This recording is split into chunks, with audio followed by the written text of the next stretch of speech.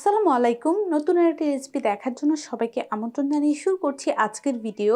আজ আমি আপনাদের সঙ্গে শেয়ার করব সিমের ভর্তা ভাজি।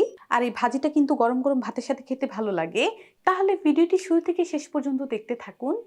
সিমের ভর্তা ভাজি করার জন্য আমি এখানে কিছু সিম নিয়েছি আর সিমগুলোকে ভালো করে ধুয়ে কেটে এভাবে পরিষ্কার করে নিয়েছি। সিমগুলো সেদ্ধ করার জন্য চুলার মধ্যে আমি একটা কড়াই বসিয়ে দিলাম আর এখানে পানি দিয়ে দিব। 2 কাপ পরিমাণ পানি দিয়ে দিলাম।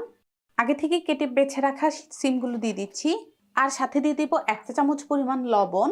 একটা ঢাকনা দিয়ে ঢেকে সিমগুলো ভালোভাবে সেদ্ধ করে নিচ্ছি। ঢাকনা দিয়ে ঢেকে কিছুক্ষণ সেদ্ধ করে নিলাম।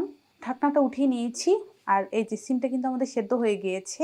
এখন এই সিমগুলোকে আমি কড়াই থেকে নামিয়ে নিব।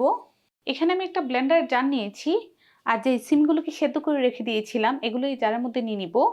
তারপর ঢাকনাটা লাগিয়ে এটাকে ব্লেন্ড করে নেব। কারো কাছে যদি ব্লেন্ডার জার না থাকে সেই ক্ষেত্রে কিন্তু পাটার মধ্যেও পিষে নিতে পারবেন।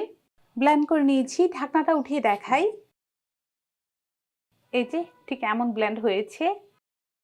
চুলার মধ্যে আমি একটা ফ্রাই প্যান বসিয়ে দিলাম আর 2 টেবিল চামচ পরিমাণ রান্নার তেল দিয়ে দিচ্ছি। তেলটা গরম করে নিব।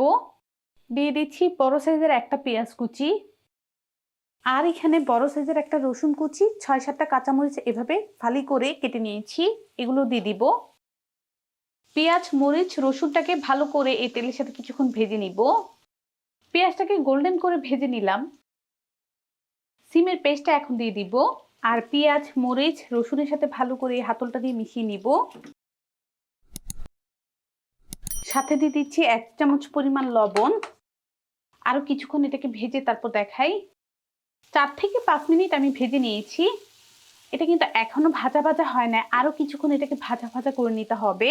এখানে আমি কিছু ধনিয়া পাতা কুচি করে রেখে দিয়েছিলাম, এই ধনিয়া পাতা কুচিগুলো দিয়ে দিব আর স্প্যাচুলাটা দিয়ে এই সিম বাটার সাথে ধনিয়া পাতাগুলো মিশিয়ে দিব। আরো কিছুক্ষণ ভেজে তারপর দেখাই। আরো কিছুক্ষণ আমি এটাকে ভেজে নিয়েছি। সিমের ভর্তা ভাজাটা কিন্তু রেডি। তৈরি করে নিলাম সিমের সুস্বাদু স্বাদের ভর্তা ভাজি। আশা করছি রেসিপিটি ভালো লেগেছে। ভালো লাগলে অবশ্যই একটা লাইক দিবেন, চ্যানেলটাকে সাবস্ক্রাইব করবেন। সবাই ভালো থাকবেন, সুস্থ থাকবেন। আল্লাহ হাফেজ।